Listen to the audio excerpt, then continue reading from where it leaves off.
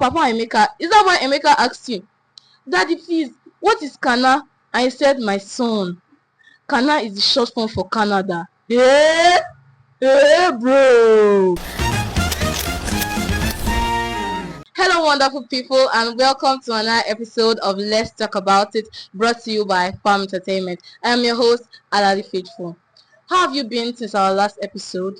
And talking about last episode, please, if you have not watched the previous episodes, do well to go and watch it now. Now, I know you're wondering, what do I have for you today? We have talked about influence, we have talked about social media and relationships. But let me just share a thought. I know we have heard people say things like, this girl, her mama no train her well, or this boy, in papa no train her well. My pigeon is not my thing. But, and then the defending side will be like, don't blame the parents now. I know this girl, her mother trained her well, now she just wants spoil. Train up a child in the way she grow, and when it's old, he will not depart from it. But Mama Cynthia, is that why you don't want to give 17 years old Cynthia a phone? Or Papa Emeka, is that why Emeka asked you, Daddy, please, what is Kana? And he said, my son. Kana is the short form for Canada. Hey, bro. Kana is not the short form for Canada or Emeka. And I know that, parents, we are scared to let our children know about the world too early. But the sad truth is, no, let me not tell you. I'll tell you at the end of the episode. But joining me today to talk about parent-child relationship, the plight of a child, I have our first guest of the show. Come on, clap. All right. So I would allow him to introduce himself. Please, let us know you, sir. All right. First of all, before I say anything, I think you guys will agree with that. Alali has a very nice smile. I've been looking at her as she has been doing her thing. But my name is Sir Jamie Samuel. You can call me son of Sukuba or just Soso for short. And I'm happy to be here, and I just want to talk.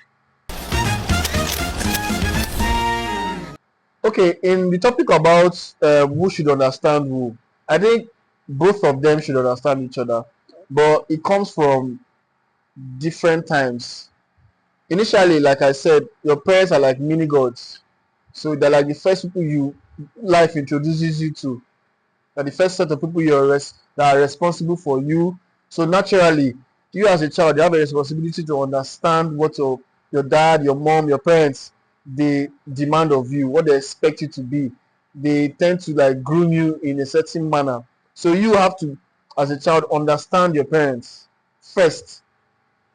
Get to know their do's and don'ts. It doesn't matter what you like or not now. At that point in time, it really doesn't matter because you're still an infant. And then it now gets to a point where the dynamics have to, flip. Or naturally, not really have to, but naturally it flips. Because after a while of listening to what your parents do and don't, you start to find yourself as an individual now. And then you start to understand certain things that your parents do that you probably don't really necessarily agree to or agree with. Sorry. And then your parents now have to be cautious about understanding their children. It's something that we don't talk about it enough, but it's important because once you get to that dynamics, it starts to be tricky in the house. You get to see children behave in some kind of way, and the parents will be wondering, when did my child start to act like this? Is he having influences from his friends outside? That's because as a parent, you're not paying attention. You're not trying to understand what your child is all about. So I think it's both ways. A child would first understand his parents growing up, and then the parents would consciously and honestly try to find out what the child is all about. And then after which, the both of you will strike a balance. It doesn't necessarily mean that you agree to everything your child is. That also comes with you paying attention and correcting those things. But it only comes from the point where you pay attention to understand your child and cut off some things and maybe amplify certain things. Whether it's their talent or whether it's their shortcomings. But as a parent, you have to pay attention and be more present in their life. So it's both ways. But the timing is important. Sure. Timing is important, and it is both ways. At what age do you think it is appropriate for a parent to give his or her child a phone and a lecture on sex education? On sex education, basically anything in around the window of puberty is safe. I mean, you don't want to be giving out information that is not necessary for a child too early, but you don't also want to be too late giving certain information because that could be worse. But for me, once anything around the window of puberty for both sex actually, you begin to tell them, get them to be aware of these things that happen in the changes. Obviously, they'll start to see physical changes in themselves. And if it's a curious child, the child might even start to ask questions.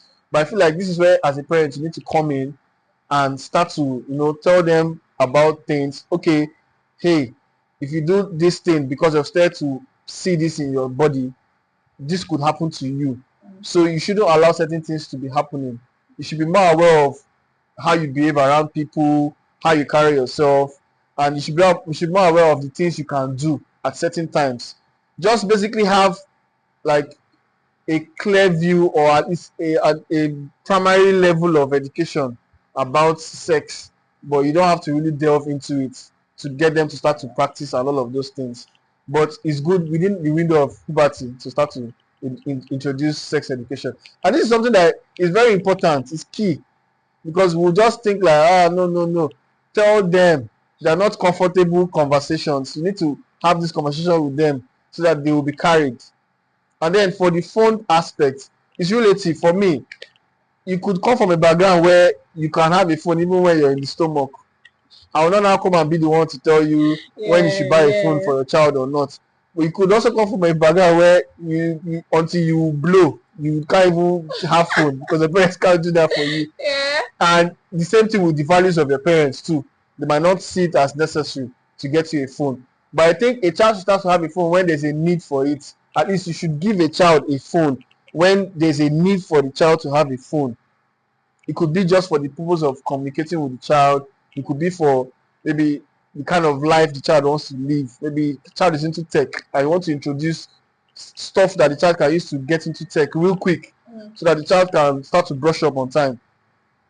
But either ways, if you're going to be giving a child a phone when the child is not of age to have it, it should be with some level of guidance. You should not just, oh, you're tech savvy, take a phone, you're 3 years old, do whatever I like. I mean, you're expecting anything you like to come back to you as a parent. So Yeah. you should do that with some level of caution and guidance. So for me, it's relative. It depends on when you feel is right and when there's a need for the child to start to have a phone. Yeah. All right. So this is something that I would love to ask. Do you think that parents are solely responsible for how their children turn out? No, I don't think so. Okay, what are the factors that could, because we all know that the family is the first agent of socialization, because the child is being born and he sees his parents first, his siblings and everything.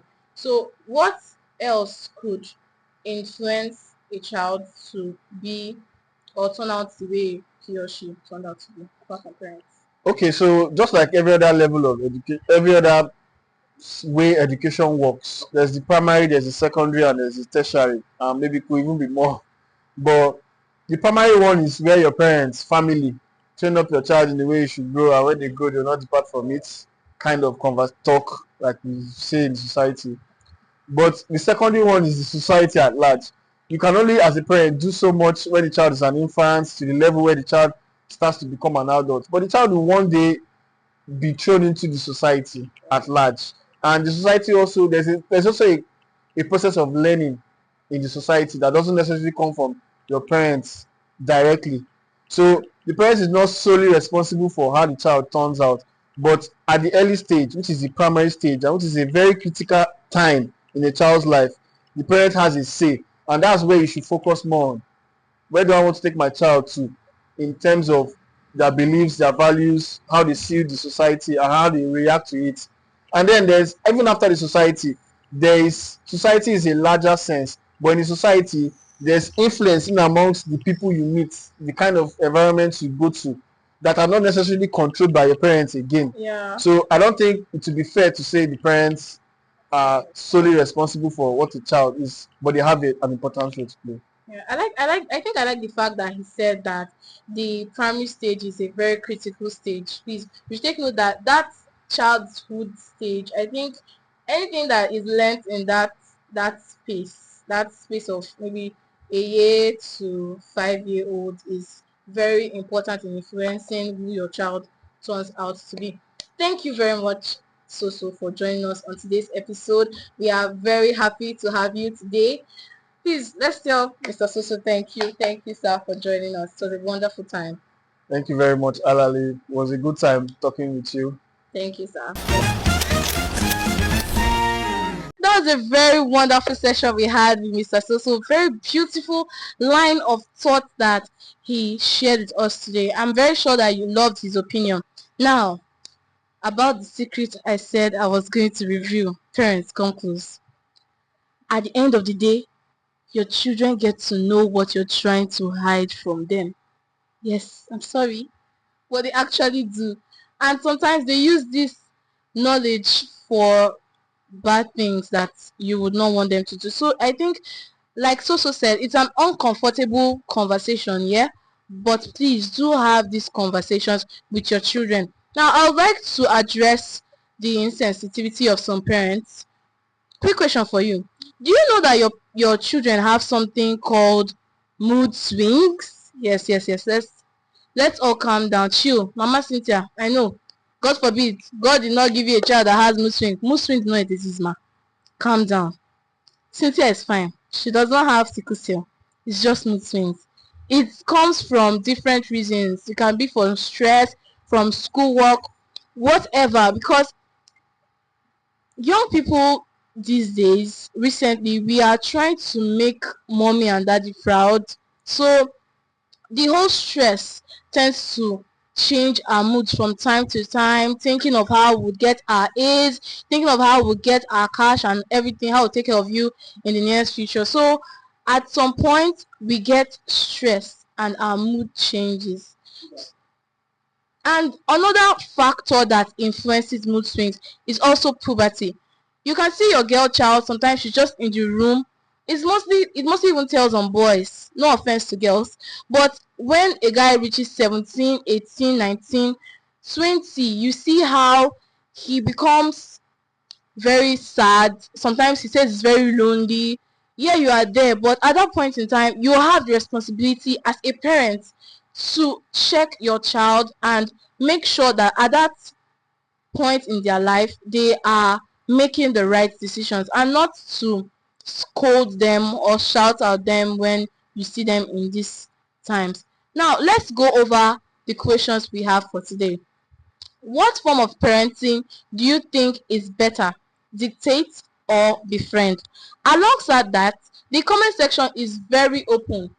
Whether you're a parent, whether you're a child, we are very open to know your own opinion about parent-child relationship.